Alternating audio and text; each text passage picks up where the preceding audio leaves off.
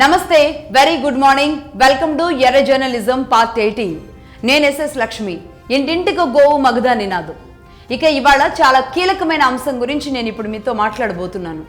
అదేంటంటే ఇవాల్టికి సరిగ్గా మగధా న్యూస్ ప్రారంభించి 6 నెలలు కంప్లీట్ చేసుకుంది.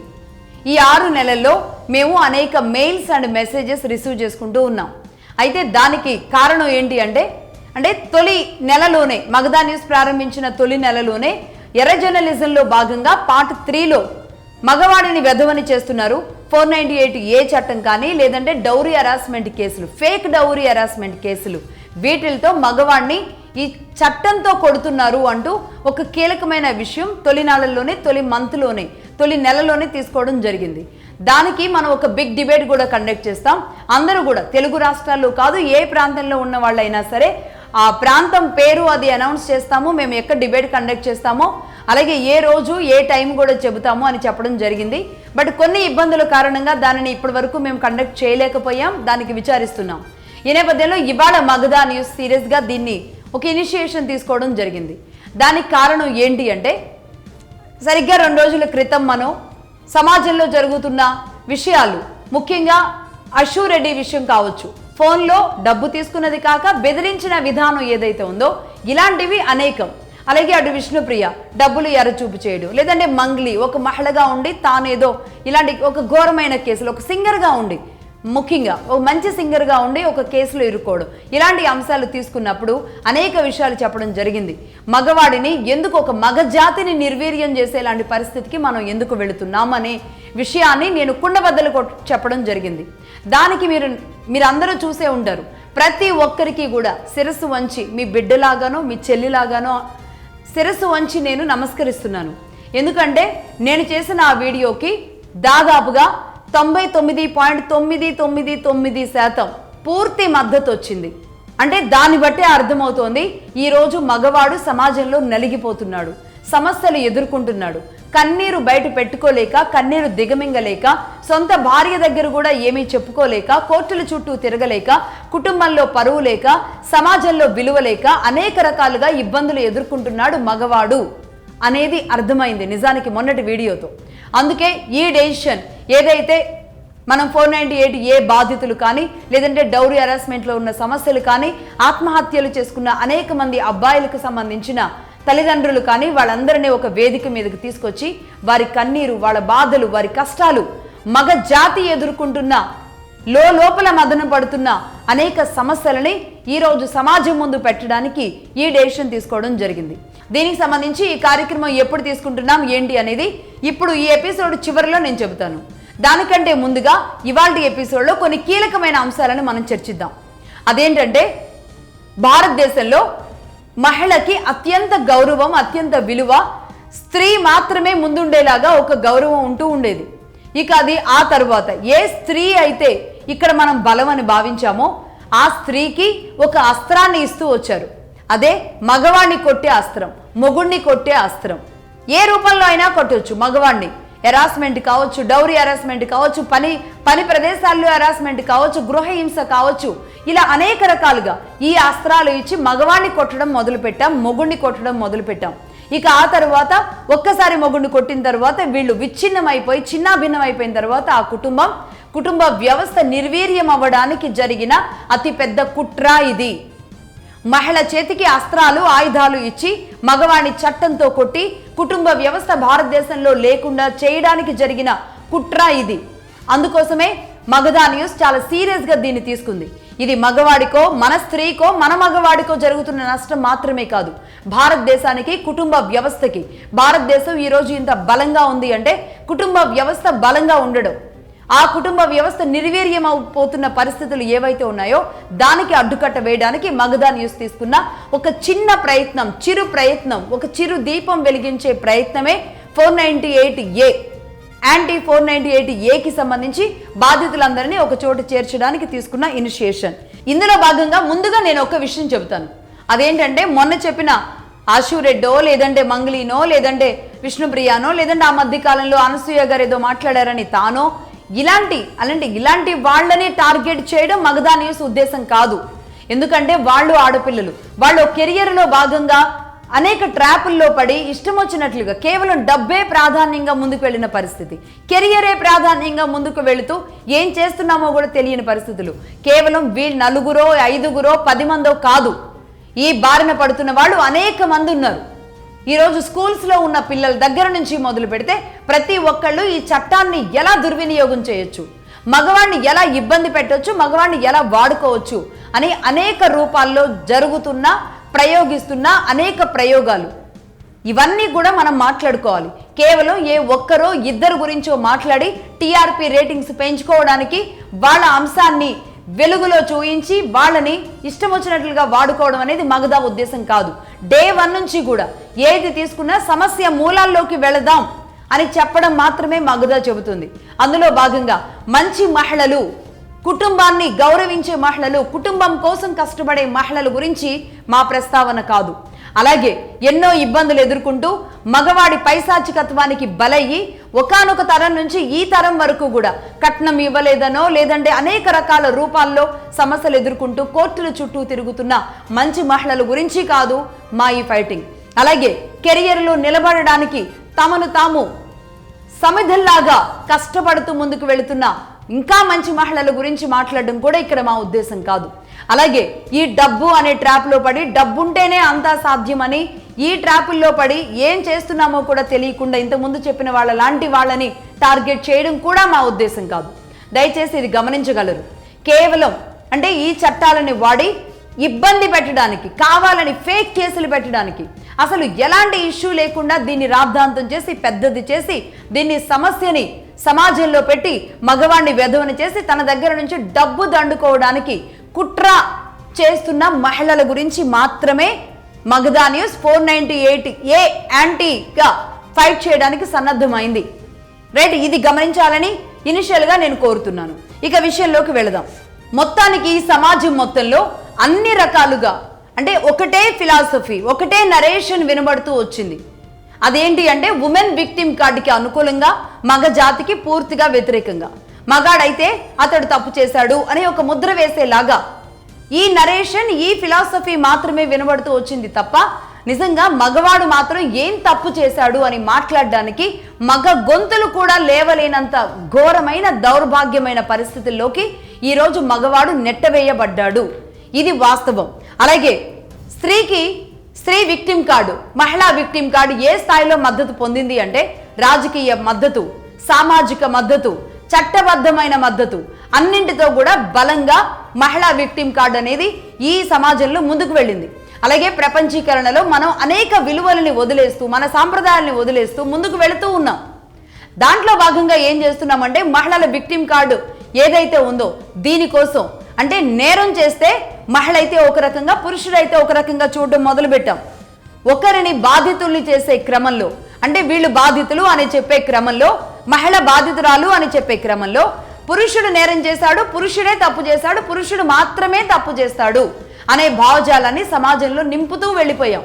రైట్, అలాగే జెండర్ సమానత్వం అనేది మనం మర్చిపోయాం. అంటే మగవాడిని టార్గెట్ చేసే క్రమంలో, స్త్రీకి సపోర్ట్ చేసే క్రమంలో ఎవరినో లేపుతూ ఎవరినో తగ్గిస్తూ చేస్తున్నాం. అంటే ఒకప్పుడు మహిళ మీద అన్యాయాలు జరగలేదా, ఘోరాలు జరగలేదా అంటే ఒకప్పుడు జరిగాయి, ఇప్పటికీ కూడా స్టిల్ జరుగుతూనే ఉన్నాయి. నిజానికి ఇదే వార్తలు చదివిన నాలాంటి వాళ్ళు అనేక మంది. ఎందుకంటే అత్తమామల వేధింపులు తట్టుకోలేక, లేదంటే కిరోసిన్ పోసి కట్నం తీసుకురాలేదు అని వరకట్న చావులని, లేదంటే వివాహిత ఆత్మహత్యలని, భర్తే చంపాడని అనేకం చూసాం. ఇప్పుడు ఈక్వల్గా అంతే ఘోరంగా నేరాలు జరుగుతున్నాయి. కానీ ఈ నేరాల గురించి మాట్లాడుతున్నామా? వార్తని వార్తలాగానే ఇస్తున్నాం తప్ప మహిళ తప్పుదారి పడుతోంది. కొంతమంది మహిళల్లో క్రూరత్వం పెరుగుతోంది. దీనికి కారణం చట్టాలా, సమాజమా, ఏంటి అనేది ఎవరైనా ప్రశ్నించగలుగుతున్నామా? దీని గురించి ప్రశ్నించాల్సిన అవసరం ఉంది. కాబట్టి మగధా ఈ విషయంలో ఒక అడుగు ముందుకు వేయడం జరిగింది. అందులో భాగంగా జెండర్ సమానత్వం అంటే మగవాడిని తక్కువ చేసి స్త్రీని ఎక్కువ చేయడం అనేది సమానత్వం అవుతుందా? ఇద్దరిని ఈక్వల్గా చేయగలగడం. అన్నిటికంటే ముఖ్యంగా ఏంటి అంటే ఈ స్త్రీ పురుష సమానత్వాన్ని ఇప్పటి నుంచి కూడా ఒక కొత్తగా నిర్వచించాలి. ఎందుకంటే సమాజం మారింది, జెన్జీ ట్రెండ్ వచ్చింది. ఆనాటి చట్టాలు ఈనాటికి కూడా అమలైతే ఎలా? 60 ఏళ్ల పైబడిన వాళ్ళు ఈ రోజు ఆనాటి చట్టాలని చట్టసభల్లో కూర్చొని చట్టాలు రాసేస్తుండే ఈనాటి జనరేషన్కి అవి ఎంతవరకు పనికొస్తాయి? అవి పనికొచ్చేలాగా ఎందుకు లేవు? ఈనాటి యువత, ఈనాటి మహిళలు, ఈనాటి పురుషుల ఆలోచనలకు అనుగుణంగా ఎందుకు చట్టాల రూపకల్పన జరగడం లేదు? సమస్యని సాల్వ్ చేసేలా కాకుండా విడగొట్టేలాగా ఎందుకు వెళుతున్నాయి ఈ చట్టాలు?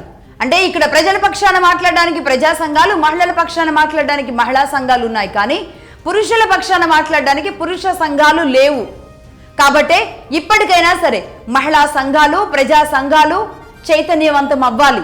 ఈ మధ్య కాలంలో సైలెంట్ అయిపోయారు. ఎందుకు సైలెంట్ అయ్యారో కూడా తెలియదు. ఇదే ప్రజా సంఘాలు మహిళలకి కష్టం వచ్చినప్పుడు ఒకలాగా, పురుషులకు కష్టం వచ్చినప్పుడు ఒకలాగా ఎందుకు ఉండాలి? యాక్టివ్ అవ్వాలి, మళ్ళీ రావాలి, నడుం బిగించాలి, చర్చలు పెట్టాలి, చర్చలు జరగాలి. స్త్రీ పురుషుల మధ్య సమానత్వంగా ముందుకు వెళ్లాలని ఫైటింగ్ చేయాల్సిన సమయం వచ్చింది. అంతేగాని ఒకప్పుడు మహిళ మీద జరిగిన అకృత్యాలకి మగవాణ్ణి తొక్కేద్దాం అన్న ధోరణిలో పూర్తిగా మగవాణ్ణి తొక్కేస్తున్నాం. కాబట్టి ఈరోజు సమానత్వం గురించి మాట్లాడాల్సిన అవసరం ఆసన్నమైంది. అందులో భాగంగానే ఇక్కడ నేను 5 కీలక అంశాలు చెబుతాను. 5 కీలక అంశాలు అవేంటి అంటే, మగవాడి మీద ఇప్పుడు ఇంత బలంగా ఈ చట్టాలు పనిచేస్తున్నాయి అంటే దీనికి జరిగిన ఒక పరిణామ క్రమం గురించి మనం మాట్లాడుకోవాలి. ఎప్పటి నుంచి ఇలా ఈ దాడి జరుగుతూ వచ్చింది అనే దాని గురించి మనం మాట్లాడితే దాదాపుగా 1970, 1980 నుంచి అది తీవ్రమవుతూ వచ్చింది అని చెప్పాలి. దానికి అనేక అంశాలు, అనేక కారణాలు ఉన్నాయి. అవి అంశాలు ఏంటి, ఆ కారణాలు ఎలా మారి ఈరోజు మగవాడిని ఎలా ఇబ్బంది పెడుతున్నాయి, ఒక 5 కారణాల గురించి మాట్లాడదాం. నెంబర్ 1, మగవాడు ఒక కామాంధుడు, స్త్రీ మనసున్న మనిషి, మగవాడు మనసు లేని మనిషి. ఇలా చిత్రీకరిస్తూ వచ్చాయి. ఎవరు అలా చిత్రీకరించింది?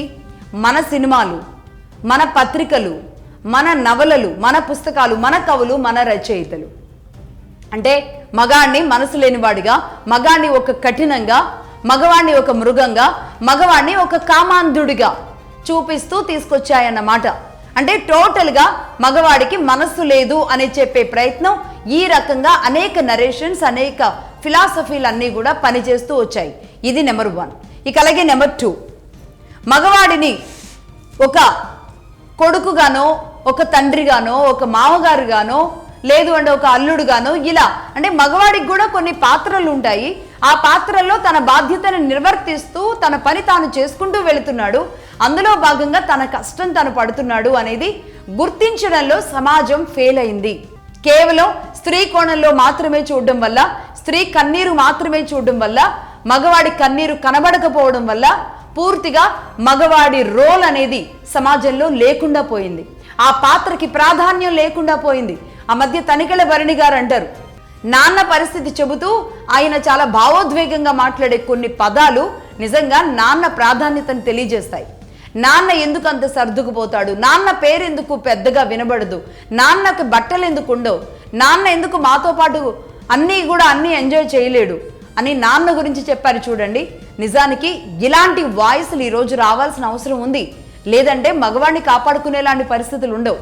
ఎందుకంటే ఈరోజు ఒక అమ్మగానో, ఒక అత్తగారిలాగానో, ఒక కూతురుగానో, బిడ్డగానో అన్ని రకాలుగా స్త్రీని ఎలా అయితే చూపిస్తూ వచ్చామో అంతకంటే ఎక్కువగా ఇన్నేళ్ల పాటు, సరే ఒక జనరేషన్ అంతా మారి ఇప్పుడు మహిళలు పూర్తి స్థాయిలో ఉద్యోగాల్లోకి వచ్చారు. కానీ ఒకప్పుడు మొత్తం పూర్తిగా మగవాడి రెక్కల కష్టం మీదే కుటుంబాలు నడిచేవి. మగవాడి తెలివితేటల మీద మాత్రమే కుటుంబంలో అందరూ అన్నం తినేవాళ్ళు. ఆ రోజు ఉన్న విలువ ఆ తర్వాత కూడా పోయింది. పూర్తిగా అతడి పాత్ర కూడా సమాజంలో కొట్టుకుపోయింది. ఇది వాస్తవం. ఇది నెంబర్ 2.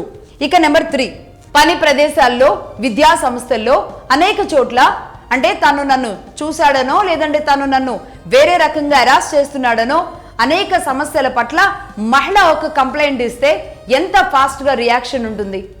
ఈరోజు అనేక సంస్థల్లో అంటే మహిళ మీద ఖచ్చితంగా అలాంటివి జరిగాయి. దానికి మహిళా సంఘాలు కూడా పనిచేశాయి.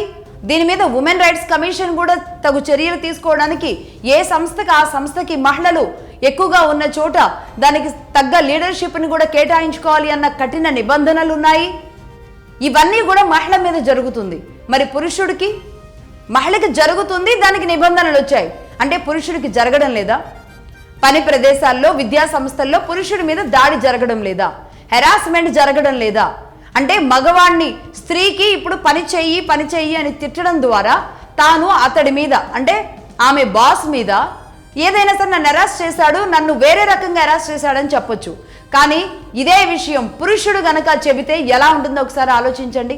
ఇదే పురుషుడు లేడీ బాసుల దగ్గర బలవడం లేదా? లేడీ బాసులు తమ ఆధిపత్యాలు చలాయించుకోవడానికి వీళ్ళని అరెస్ట్ చేయడం లేదా? ఇంకా చెప్పాలంటే మానసికంగా శారీరకంగా వేరే రకంగా హెరాస్మెంట్స్ అబ్బాయిలకు జరగట్లేదా? కానీ అబ్బాయి ఎక్కడైనా నోరు విప్పేలాంటి పరిస్థితులు ఉన్నాయా? దీని గురించి సమాజంలో అసలు ఎవరైనా మాట్లాడగలరా? మాట్లాడలేరు. ఇవి ఒక భయంకరమైన నిప్పు లాంటి నిజాలు, ముట్టుకుంటే కాల్తాయి. కాబట్టి ఎవరు మాట్లాడరు. ఎందుకంటే ఇప్పటి వరకు సొసైటీలో ఒక ముద్రతో ఒక మహిళని ఇలా తీసుకువెళుతూ ఉన్నాం కాబట్టి నిజాలు మాట్లాడిన రోజు అది మళ్ళీ ఆ నిప్పు మనకే అంటుకుంటుంది అన్న కారణంతో ఎవరూ ముందుకు రారు మాట్లాడడానికి. జరుగుతున్న వాస్తవాలు ఇది నెంబర్ 3. ఇక నెంబర్ 4, ప్రేమలో కానీ సహజీవనంలో కానీ ఏ అమ్మాయికైనా నష్టం జరిగింది అంటే 2 ఏళ్ళు కాపురం చేసి నన్ను వదిలేశాడు, నన్ను గర్భవతిని చేశాడు, లేదంటే నన్ను రేప్ చేశాడు, నన్ను బలవంతంగా 2 ఏళ్ల పాటు నిర్బంధించాడు, అనేక రకాల రూపాల్లో కేసు ఫైల్ చేయొచ్చు. నన్ను లోబరుచుకున్నాడు, నాకు ఇష్టం లేకపోయినా సరే తను అక్కడ ఉంచాడు, ఎన్నో రాయొచ్చు. నిజానికి కేసులన్నీ అలాగే ఉంటాయి. కారణం వాళ్ళు ఇష్టపడి ఇద్దరు కలిసి ఉన్నా సరే ఇదంతా ఎవరికి అవసరం లేదు. స్త్రీ రాసింది అంటే అది నిజం. ఒకప్పుడు స్త్రీలు రాసినట్టుగా, ఒకప్పుడు స్త్రీలు చెప్పినట్టుగా కాదు. 1950s, 60s ఉన్న మహిళలు ఒక మాట చెప్పారు అంటే అది పూర్తిగా ఒక నిజంగా ఉండేది. ఈనాటి మహిళలు ఏదైనా చెబుతున్నారు అంటే ఇందులో వాస్తవం ఎంతో అవాస్తవం ఎంతో అర్థం కాక పోలీస్ స్టేషన్లో పోలీసులు కూడా తలలు పట్టుకొని టేబుల్ కేసు కొట్టుకుంటున్నారు. ఆ స్థాయిలో కేసులు ఫైల్ అవుతున్నాయి. నిజానికి వీలైతే ఏమాత్రం అవకాశం ఉన్నా ఎవరైనా సరే ఆ కేసు లిస్టులు ఏమైనా గూగుల్లో దొరికినా లేదంటే పోలీస్ స్టేషన్ల దగ్గర మీకు తెలిసిన పోలీసులు ఉన్న తెప్పించుకునే ప్రయత్నం చేయండి. అంత దారుణంగా కేసు ఫైల్ అనేది జరుగుతుంది మహిళల సైడ్ నుంచి. ఇక నెంబర్ 5, విడాకుల కేసుల్లో ఫాల్స్ కేసులు. విడాకుల కేసుల్లో అబద్ధపు కేసులు దాదాపుగా 60 నుంచి 70% నడుస్తున్నాయి. ఇదే విడాకుల కేసులు, అది డౌరీ హెరాస్మెంట్ కావచ్చు, 498 కావచ్చు, ఇంకోటి కావచ్చు, మొత్తంగా 60 నుంచి 70% ఫాల్స్ కేసులే నడుస్తున్నాయి. అంటే సమస్య తీవ్రత ఏ స్థాయిలో ఉందో అర్థం చేసుకోండి. దీంతో పాటు ఒక అమ్మాయి ఒక అబద్ధపు కేసు పెట్టింది అనుకుందాం. అంటే ఆ అమ్మాయి ఆ రిలేషన్ నుంచి బయటకు రావడానికి అతడి మీద ఏదో కేసు పెట్టాలి కాబట్టి ఒక అబద్ధపు కేసు పెట్టి బయటకు రావాలి అనుకుంటే దానికి ఆ అబ్బాయికి విధించే శిక్ష ఒక రకంగానే ఉంటుంది. అలాగే నిజంగానే ఆ అబ్బాయి తప్పు చేసిన దుర్మార్గుడు, ఇలాంటి వాడితో సంసారం చేయలేదు ఆ అమ్మాయి, అలాంటప్పుడు కేసు పెట్టింది అనుకోండి ఆ అమ్మాయి, ఆ అబ్బాయికి అదే రకమైన శిక్ష ఉంటుందన్నమాట. అంటే తప్పు చేసిన మగాడికి ఒకే శిక్ష ఉంటుంది, తప్పు చెయ్యని మగాడికి కూడా ఒకే శిక్ష ఉంటుంది. ఆ శిక్ష ఏ రూపాల్లో ఉంటుందో చూద్దాం. అది ముందుగా ఒకటి భరణం రూపంలో. ఆ అమ్మాయికి చెల్లించాల్సిన భరణం విషయంలో తప్పు చేసినా ఆ అబ్బాయి, చేయకపోయినా ఆ అమ్మాయి గనక ఆ కేసు పెట్టి దానిని నిరూపించడానికి ముందుకు వెళ్లేలాంటి ప్రయత్నాలు చేస్తూ అతన్ని బూచిగా చూపించగలిగింది అంటే గనక, తప్పు చేసిన వాడినైనా చేయని వాడినైనా చూపించగలిగింది అంటే గనక 498A ద్వారా ముందుగా చెల్లించాల్సింది భరణం చెల్లించాలి. పూర్తిగా ఆ అమ్మాయి ఎంత డిమాండ్ చేస్తే అంత ఇవ్వాలి. అలాగే పిల్లల్ని చూడడానికి, అంటే పిల్లల్ని ఎవరికి అప్పచెప్తారు? చిన్నపిల్లలు అయితే కనుక తల్లికే అప్పచెప్తారు.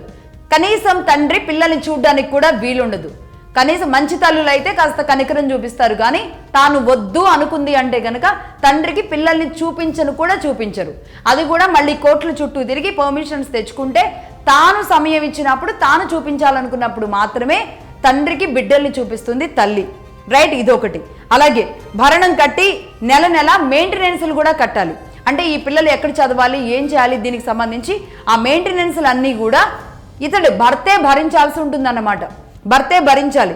ఇక అన్నీ కట్టి భరణాలు ఇచ్చేసి మెయింటెనెన్స్లు కడుతూ పిల్లల్ని కోల్పోయి, భార్యని కోల్పోయి, అన్నీ కోల్పోయి ఏం కావాలి ఆ మగాడు? అసలు వాడు ఏం కావాలి అంటే, ఒకటి ఇవన్నీ మర్చిపోయి పెళ్లి చేసుకొని తన లైఫ్ని తాను హ్యాపీగా లీడ్ చేసేవాడన్నా అయి ఉండాలి. ఇవన్నీ మర్చిపోయేలాగా ఉండాలి. అది ఎంతమంది చేయగలుగుతారు? లేనివాడు ఇలా కుళ్ళి కుసించి ఏడుస్తూ అలా చచ్చిపోవాలి. ఈ రెండే జరగాలి ఆ మగవాళ్ళ విషయంలో. తప్పు చేసినా తప్పు చేయకపోయినా ఈ రెండిట్లో ఇలా ఉంటుంది.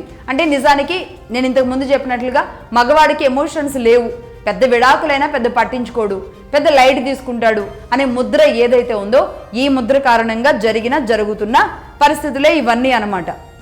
రైట్, ఇది నెంబర్ 5. ఇక మిగతా డీటెయిల్స్ కూడా చూద్దాం. అంటే కేవలం హక్కుల గురించి మాత్రమే మాట్లాడుతూ ఉంటారు. అంటే 498 మొత్తం ఫాల్సేనా అంటారు. నేను మళ్ళీ చెబుతున్నా, 60 to 70% ఫాల్స్ కేసులే. ఇది వాస్తవం. దీనికి సంబంధించి దాని రిపోర్ట్స్ అండ్ రికార్డ్స్ కూడా నేను ఇక్కడ చెబుతాను.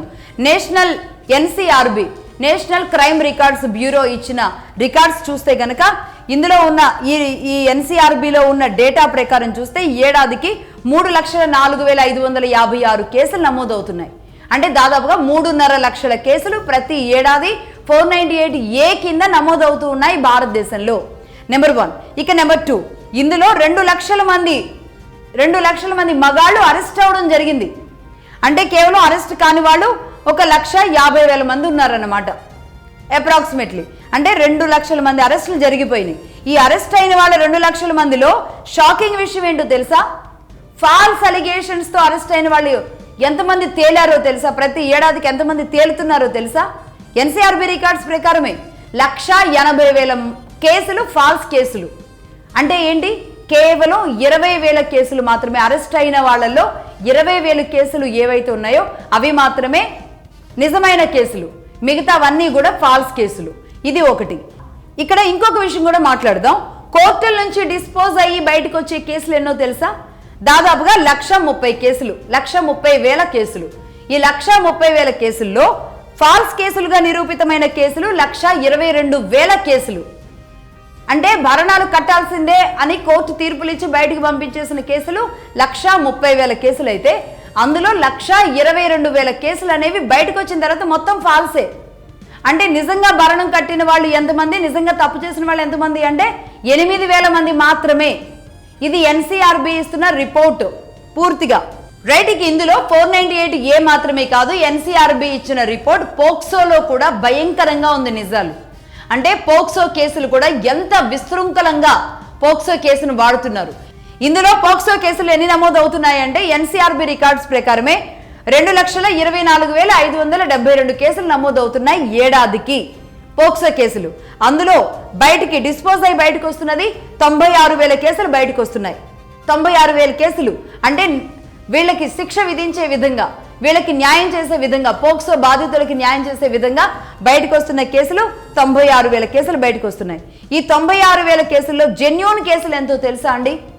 7,200 కేసులు మాత్రమే జెన్యూన్ కేసులు, మిగతావన్నీ కూడా అబద్ధపు కేసులు. అలాగే అస్సలు నమోదైన 2,24,572లో కేవలం 96,000 బయటకు వస్తున్నాయంటే ఇంకెన్ని బయటికి రావాలి? అంటే వాటి మీద ఏం తేలాలి? వాళ్ళు ఎన్నేళ్ల పాటు ఆ కోర్టుల చుట్టూ తిరగాలి? పోక్సో చిన్నప్పుడు ఆ బిడ్డ మీద ఏదైనా అన్యాయం జరిగితే ఆ బిడ్డ పెద్ద అయ్యేదాకా కోర్టుల చుట్టూ తిరుగుతుంటే ఆ బిడ్డ మానసిక పరిస్థితి ఎలా ఉంటుంది? ఇక తిరగలేక వదిలేస్తారు. నిజమైన బాధితులు పడే బాధలు అలా ఉంటాయి. కానీ అబద్ధపు కేసులు పెట్టేవాళ్ళు మాత్రం వాళ్ళు ఎలా పిండాలనుకుంటారో, ఏమేమి సాధించాలనుకుంటారో అన్నీ తీసుకొని వస్తారన్నమాట. రైట్, ఇదిలా ఉంటాయి. ఈ రికార్డ్స్ రూపంలో చెప్పిన కేసుల కంటే కూడా భారతదేశ వ్యాప్తంగా జరిగిన ఒక 3 కేసుల ఇన్సిడెంట్స్, నగ్న సత్యాలు, భయంకర నిజాలు ఒక 3 ఇన్సిడెంట్స్ చెప్తాను. ముఖ్యంగా ఇక్కడ పెద్దగా పేర్లు అయితే నేను ప్రస్తావించదలుచుకోలేదు. 3 ఒక చిన్న కథలు లాంటి కథలు చెబుతాను. అవేంటి అంటే హర్యానాలో జరిగిన ఒక ఇన్సిడెంట్. ఒక అడ్వకేట్, ఒక లేడీ అడ్వకేట్ ఒక బెలూన్లు అమ్ముకునే వ్యక్తి దగ్గరికి వెళ్ళి, నువ్వు పెద్ద పెద్ద కారుల్లో వాళ్ళు కూడా నీ దగ్గరకు వచ్చి బెలూన్స్ కొనడం చూస్తూ ఉన్నాను నేను, నీకు పిల్లలు ఉన్నారా అని అడగడం జరిగింది. అవును, నాకు 15 ఏళ్ల వయసున్న పాప ఉంది అంటే ఆ పాపను కూడా తీసుకొచ్చి ఇక్కడ బెలూన్స్ అమ్ము, ఏ సర్కిల్లో అయితే ఉంటున్నావు అక్కడ అమ్ము, పెద్ద పెద్ద కారుల్లో వచ్చిన వాళ్ళతో మాటలు కలుపు, వాళ్ళతో మాట్లాడుతూ ఉండు, ఆ మాట్లాడుతూ ఉన్న సంభాషణని వీడియో తీసుకో లేదంటే వాయిస్ రికార్డ్ చేసుకో, నాకు ఆ వీడియో కావాలి. అలాగే మీ పాప కూడా పక్కన ఉండాలి, అది కూడా వచ్చే వాళ్ళు కూడా పెద్ద పెద్ద కారుల్లో ఉండాలి. ఇది చేసుకుంటే నేను డబ్బు వచ్చే మార్గం చెబుతాను, నీకు 50 నాకు 50 అని ఈ లేడీ అడ్వకేట్ మాట్లాడుకొని వెళ్ళారు. వెళ్ళిన తర్వాత ఏం చేశారు? సరిగ్గా ఆ అబ్బాయి అతడు అలాగే చేస్తూ ఉన్నాడు. కట్ చేస్తే ఏమైందో తెలుసా?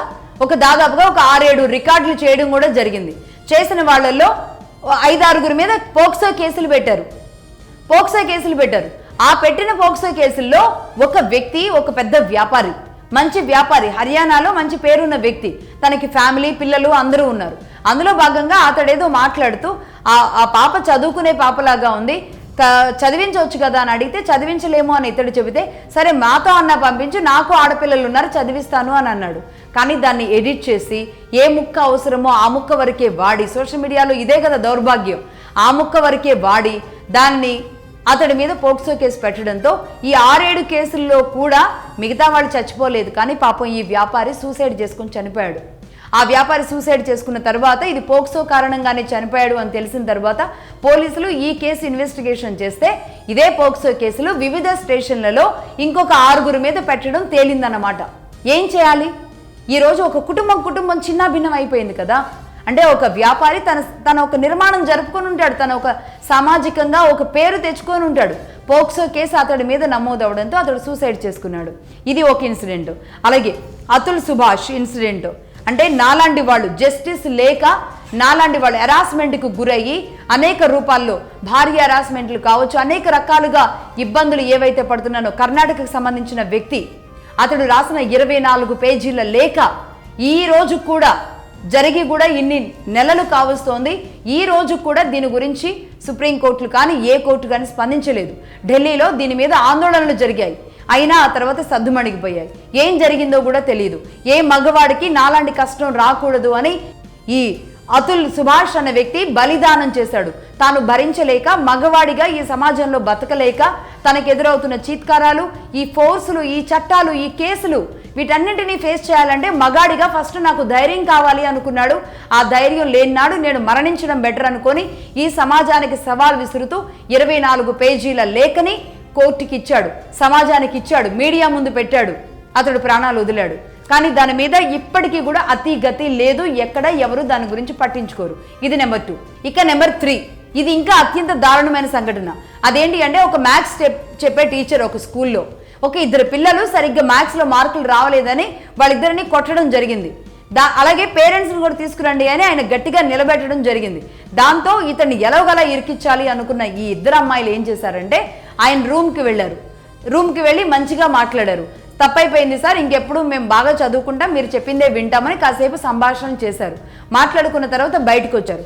బయటకు వచ్చి సార్ మమ్మల్ని లోపలికి రమ్మన్నారు, ఇక నుంచి మిమ్మల్ని ఇలాగే కొడుతూ ఉంటాను, ఇలాగే వేధిస్తూ ఉంటాను, మీరు నేను చెప్పిన పని చేయాల్సిందే అని మమ్మల్ని తాకరాని చోటు తాకారు అని చెప్పేసి 9th క్లాస్ పిల్లలు వీళ్ళిద్దరూ అలా చెప్పడం జరిగింది. ఈ బాలికలు ఇద్దరు చెప్పిన తర్వాత ఇతడు స్కూల్ యాజమాన్యం, పేరెంట్స్ ఇక యథావిధిగా ఎలా జరుగుతూ ఉంటుంది అలాగే జరుగుతుంది.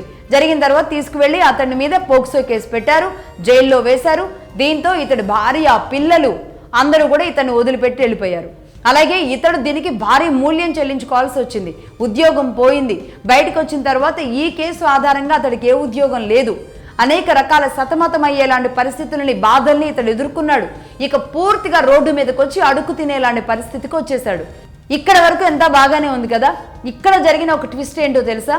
దాదాపుగా ఒక 6 ఏళ్ల తర్వాత, అంటే ఇది జరిగిన 6 ఏళ్ల తర్వాత, అంటే సరిగ్గా ఇవాళ మే కదా, లాస్ట్ డిసెంబర్లో 2025 డిసెంబర్లో జరిగిన ఇన్సిడెంట్ ఏంటో తెలుసా?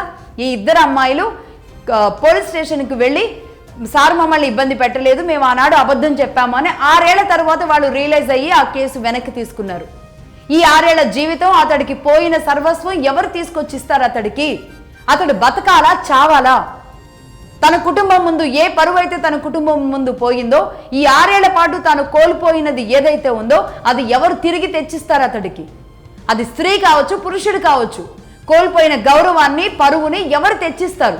6 ఏళ్ల పాటు నరకం అనుభవిస్తూ న్యాయం గెలవకపోతుందా అని అతను చేసిన పోరాటం అతన్ని నిలబెట్టింది. అదే ఒకవేళ అతడు చనిపోయి ఉంటే సమాజానికి ఆ నిజం కూడా తెలియకుండా చనిపోయి ఉండేవాడు.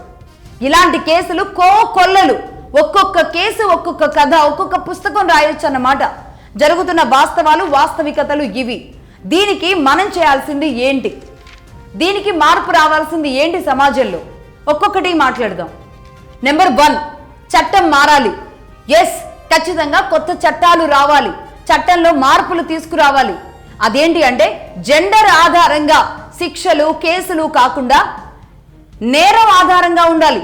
అది శిక్షలైనా కేసు నమోదు చేసుకునే దగ్గర నుంచి మొదలవ్వాలి. అదే నేరం ఆధారంగా ఉండాలి తప్ప కేవలం జెండర్ ఆధారంగా. మహిళ రాసే పద్ధతి ఒకలాగా, పురుషుడు రాసే పద్ధతి ఒకలాగా ఉండకూడదు. అలాగే నేరం రుజువయ్యే సమయంలో కూడా మహిళని చూసే విధానం ఒకలాగా, పురుషుని చూసే విధానం ఒకలాగా ఎందుకుంటుంది? అంటే సమాజంలో మార్పులు రాలేదా? ఇంత మార్పులు, ఇంత అడ్వాన్స్డ్ టెక్నాలజీ వచ్చి మరి మహిళ ఆకాశంలో సగం అవకాశాల్లో సగంగా దూసుకుపోతుంది అని మాట్లాడే మన మీడియా సంస్థలు చట్టాల్లో సమానత్వం రావాలి అని కోరుకోవడంలో అర్థం ఉందా లేదా? ఇది చెప్పండి. దాంతోపాటు కనీసం కేసులు నమోదయ్యేటప్పుడైనా సరే, కేసులు నమోదయ్యేటప్పుడు ఆ ఫార్మాట్లో ఏముండాలి? కేవలం కేసు గురించో వాళ్ళ డీటెయిల్స్ గురించో, కేసు తీవ్రత గురించి మాత్రమే కాదు, ఈ కేసు, నేను రాస్తున్న ఈ కేసు, నా స్వహస్తాలతో నేను ఇస్తున్న ఈ కంప్లైంట్ ఏదైతే ఉందో అది పూర్తిగా నిజాలు మాత్రమే రాస్తున్నాను, నేను అబద్ధం రాస్తున్నా, అవతల వ్యక్తిని ఇరికించాలని నేను ఈ కేసు రాస్తున్నా, రేపు ఇది అబద్ధమని నిరూపితమైనప్పుడు ₹1,00,00,000 జరిమానా, 10 సంవత్సరాల పాటు జైలు శిక్ష. ఇదొక్కటి రాయండి. కనీసం ఎఫ్ఐఆర్ నమోదు చేసేటప్పుడు ఇది కూడా ఒక్కటి యాడ్ చేయండి, ఈ పారా ఒకటి యాడ్ చేయండి. ఎన్ని కేసులు తగ్గుతాయో చూడండి. ఇష్టం వచ్చినట్లుగా కేసు రాసిస్తే చాలు మేము చూసుకుంటాం అన్నట్లుగా చట్టాలు ఉండడం వల్ల నమోదవుతున్న ఫాల్స్ కేసులు ఇబ్బడి ముబ్బడిగా పెరిగిపోయి కోర్టుల్లో కుప్పలు తెప్పలుగా పడున్నాయన్నమాట.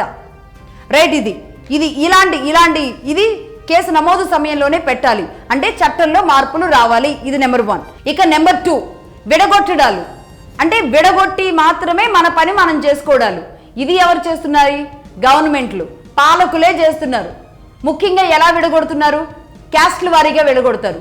ఓసీలని, బీసీలని, ఎస్సీలని, ఎస్టీలని, ఈ రిజర్వేషన్ అని, ఆ రిజర్వేషన్ అని, ఇతడు ఓసీ అని, అతడు అదని, ఇలా విడగొట్టి కేసులు చూస్తామన్నమాట. అలాగే నెంబర్ 2, మతాల వారీగా చూస్తాం.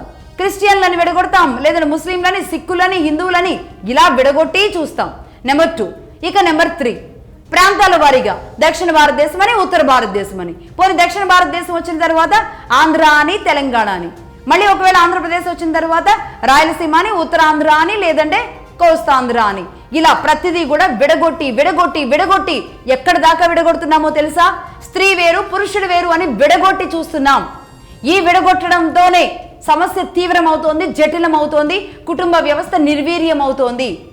ఇలా పూర్తిగా ఇక స్త్రీని పురుషుణ్ణి వేరు చేసేసి విడగొట్టిన తర్వాత ఇంకేం సమాజం, ఇంకేం ప్రకృతి, ఇంకేం ముందుకు వెళ్తాం, ఇంకేం భవిష్యత్తు? విడగొట్టడంతో పాలకులు ఆడుతున్న గేమ్లో భాగమే ఈ విడగొట్టడం. అన్ని రకాలుగా క్యాస్ట్ల వారీగా, కులాల వారీగా, మతాల వారీగా, ప్రాంతాల వారీగా, ఆఖరికి జెండర్ల వారీగా కూడా విడగొడుతూ ఉండడం అనేది చాలా భయంకరమైన సమస్య.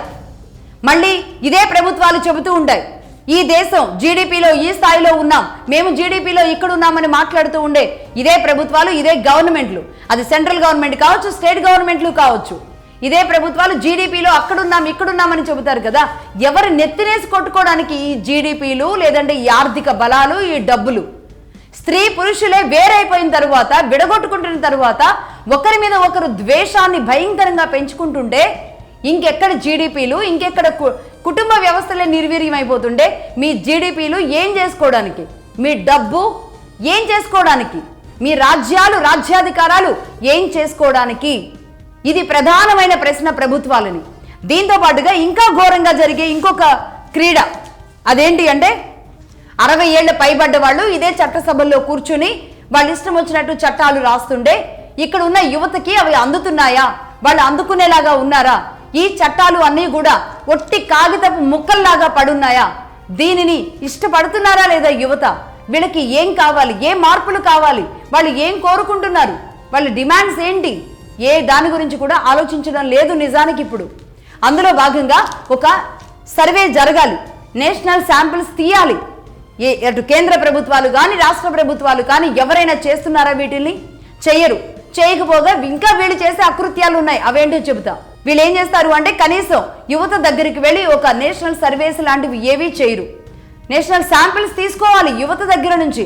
అంటే ప్రేమ పట్ల మీ ఒపీనియన్ ఏంటి, పెళ్లి పట్ల మీ ఒపీనియన్ ఏంటి, భవిష్యత్తు పట్ల మీ ఒపీనియన్ ఏంటి, అసలు కుటుంబం పట్ల మీ ఒపీనియన్ ఏంటి, మీ బాధ్యత ఏంటి, మీ లక్ష్యాలు ఏంటి, మీ భవిష్యత్తు ఏంటి, ఇవన్నీ తీసుకున్న తరువాత అన్ని రాష్ట్రాల్లోని అంతమంది దగ్గర ఒక ఒపీనియన్ వచ్చిన తరువాత దీంతో ఏ ప్రాంతంలో ఏం దెబ్బ జరుగుతుంది, ఏ ప్రాంతంలో ఏ నష్టం జరుగుతుంది, ఎందుకు యువత మైండ్ సెట్ మారింది, అలా మారిన మైండ్ సెట్స్ ని మళ్ళీ మన బేస్, భారతదేశం బేస్, కుటుంబ వ్యవస్థ బేస్కి తీసుకురావాలి అంటే వాళ్ళకి ఇప్పుడు ఉన్న జనరేషన్కి తగ్గట్టుగా ఎలాంటి చర్యలు, ఎలాంటి చట్టాలు, ఎలాంటి వెసులుబాట్లు చేయాలి, వాళ్ళ భవిష్యత్తు బాగుండడానికి ఎలాంటి నిర్ణయాలు తీసుకోవాలి అనేది చట్టసభల్లో ఆలోచించాలి.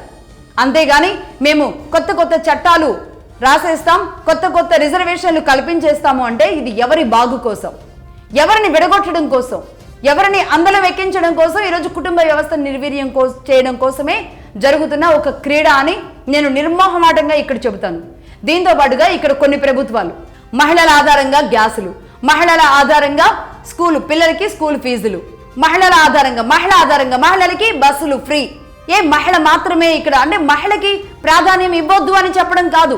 ఒక తరంలో అలా మహిళ వెనుకబాటుతనానికి గురయ్యింది. వెనుకబాటుతనానికి తన చేతిలో ₹1 కూడా మగవాడు పెట్టినప్పుడు ఆ రూపాయి ఏదో ఆ మహిళ చేతిలోకి వెళితే గనక తన గౌరవం పెరుగుతుంది అన్న ఒకప్పటి ప్రభుత్వ ఉద్దేశాలు మంచి ఉద్దేశాలే కావచ్చు, కానీ అవి ఇప్పుడు అంత మంచి ఉద్దేశాలు కావు. మహిళకు ఆ మహిళ తన కాళ్ళ మీద నిలబడగలుగుతుంది, అలాగే తన కుటుంబాన్ని కంట్రోల్ చేయగలుగుతుంది, నిలబడగలుగుతుంది. కానీ దీన్ని ఆధారంగా చేసుకుని కుటుంబ వ్యవస్థని నిర్వీర్యం చేస్తున్నారు. అంటే ప్రభుత్వాలు కూడా తమ ఓటు బ్యాంక్ కోసం, మహిళా ఓటు బ్యాంక్ కోసం మహిళలకు ఇబ్బడి ముబ్బడిగా పథకాలు ప్రకటించేస్తూ, మహిళా స్థానాన్ని పెంచేస్తూ, చట్టసభల్లో పెంచుతూ, ఇటు పాలకులు ప్రభుత్వాలు పెంచుతూ, సామాజికంగా తనని ఒక వేరే రకమైన కోణంలో చూపిస్తూ ఒక అతీతమైన శక్తిగా మారిస్తే ఇంకా ఎక్కడ కుటుంబాలు? తాము శక్తులుగా మిగిలిపోతారు, వీళ్ళు వ్యక్తులుగా మిగిలిపోతారు, పురుషులు. ఇంకెందుకు ఇంకా ఈ విడగొట్టే ఈ వేర్పాటువాదాలు స్త్రీ పురుషుల మధ్య ఇదే పాలకులు తీసుకొస్తే ఇంకెక్కడ ముందుకు వెళతాం? ఇప్పటికే 50% ఎక్కడ చూడండి మన వాళ్ళు, ముఖ్యంగా తెలుగు వాళ్ళు ఏ దేశంలో ఉన్నా చూడండి, విడాకుల కేసు తీవ్రతలు ఏ స్థాయిలో ఉన్నాయో చూడండి. ఈ ఏడాది ఎంత ఆర్భాటంగా పెళ్లి చేసుకుంటున్నారో, వచ్చే ఏడాదికి మళ్ళీ మ్యారేజ్ డే చేసుకునే సమయానికి వాళ్ళు కలిసి ఉంటున్నారో లేదో కూడా అర్థం కావట్లేదు. అంత ఘోరంగా జరుగుతుంది. ఎందుకు అంటే 498 అస్త్రం మహిళ ఆయుధంగా మారింది. మగవాణ్ణి ముందు నుంచి పడవాలన్నా, వెనక నుంచి పడవాలన్నా, ఎటు నుంచి పడవాలన్నా 498 ఒక్కటి చాలు. జస్ట్ ఒక తాళి కట్టిన పాపానికి ఈ యువత కానీ వీళ్ళు కానీ ఒక నేరం చేసిన వాళ్ళలాగా, ఉగ్రవాదుల్లాగా వీళ్ళని తీసుకువెళ్ళి జైల్లో పడేసేలాంటి ఘోరమైన కేసు రూపమే ఈ 498 అందుకోసమే మగధా న్యూస్ దీన్ని ఆ రోజు చెప్పాము, ఛానల్ ప్రారంభమైన తొలినాళ్లలో కూడా చెప్పాము. ఈ రోజు కూడా సరిగ్గా ఇవాళకి 6 నెలలు కంప్లీట్ చేసుకున్న సందర్భంగా మగధా న్యూస్ దీని మీద ఇనిషియేషన్ తీసుకుంటోంది. దీనికి సంబంధించి మేము ఒక మెయిల్ ఐడి అలాగే ఒక ఫోన్ నెంబర్ కూడా ఇస్తాం. 998988 0648 మరొకసారి 998988 ఇది Magadha news WhatsApp number. Right. అలాగే ఈమెయిల్ చేయాలనుకున్న వాళ్ళు Magadha news saveindianfamily@gmail.com Magadha news saveindianfamily@gmail.com ఈ మెయిల్ ఐడికి మీరు మెయిల్ చేయొచ్చు. ఇది ఒక కుటుంబాన్ని నిలబెట్టుకోవడానికి, ఒక చట్టాన్నో లేదంటే మహిళలను టార్గెట్ చేయడం కాదు, నిర్వీర్యం అవుతున్న కుటుంబ వ్యవస్థల్ని కాపాడుకోవడానికి తీసుకుంటున్న ఒక బలమైన చర్య. ఒక యూట్యూబ్ న్యూస్ ఛానల్ నుంచి మగధా తీసుకున్న అతి పెద్ద నిర్ణయం. ఇది ఖచ్చితంగా ప్రజల్లోకి వెళ్ళాలి, చర్చ జరగాలి.